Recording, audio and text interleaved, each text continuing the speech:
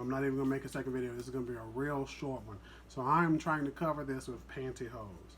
Okay? Pantyhose is not stretching like I thought it would because I've never worn pantyhose before. I've only used them on mason jars.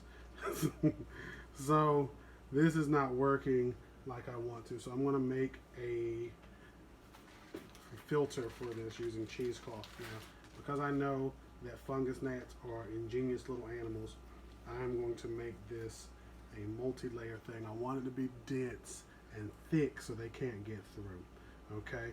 And I also need to put enough netting up here so it's not aggravating for me to do, but also just enough where I don't waste my time. Because the worst thing that you can do is you get all of this started and you get everything together.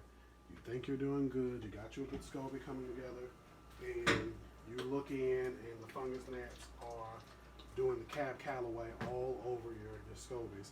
They are dancing and gyrating all over your SCOBYs. They are there. That's the last thing we need. So I'm going to carefully clean these scissors off. And I've made mistakes before cleaning scissors and cut myself really bad. And again, cleanliness is what? Next to godliness.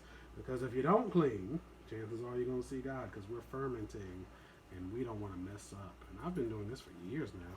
I've been making sodas, I've made root beers, I've made drinks, but I've also effed up. So I got this cheesecloth from the Wall Monkey, and it's in like the craft section or the automotive section, depending on. You can get either or. Now this here comes straight out of the bag, so I don't bother alcoholing this down. If you want to, you can.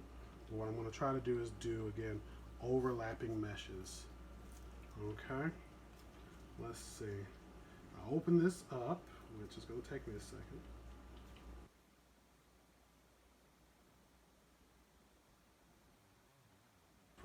Pretty gnarly.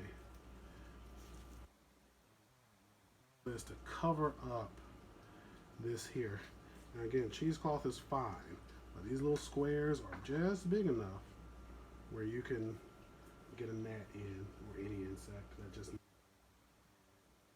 And that is the most aggravating thing in the world. Also, when you're doing this, make sure you inspect this, that you don't have any, you do such a tight netting, but then you have a little hole that isn't as tight. Because I've done that before. I use pantyhose on mason jars to typically get this done. And I come through and I check everything out, and then I forget or didn't notice that there's a hole like I see in this bottom left-hand corner. And then, again, all my work is for naught. So I'm going to cover this with a couple of layers of cheesecloth. I have to leave this open. I've tried to do a closed system before, and it did not work out as well as I would like it to. When you're making the ginger bug, you can just close the container and use a bubbler, and it can work out. But this just needs to.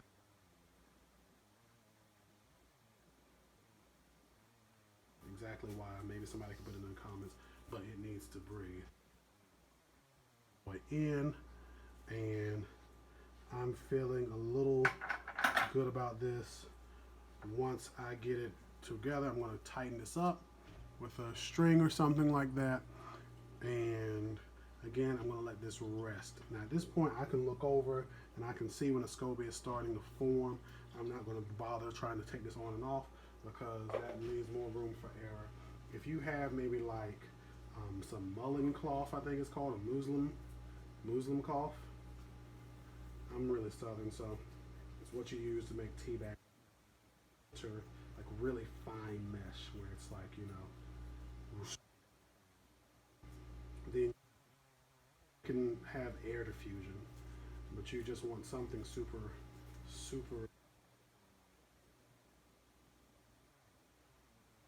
fine meshing so you don't have, again, that issue of the bugs, because any of us need, amen. So I'm feeling content with all of this cheesecloth, and the thing is, I can reuse this once I get it done. I'm going to tie this up and leave it be. Again, I don't want insects, and I have to cover this up. If you don't mind insects in your stuff, you go for it and leave it open. If you don't have insects in your house or pet dander or anything like that, again, leave it open. But this is the big thing. And this is another thing where I'm still being clean and godly.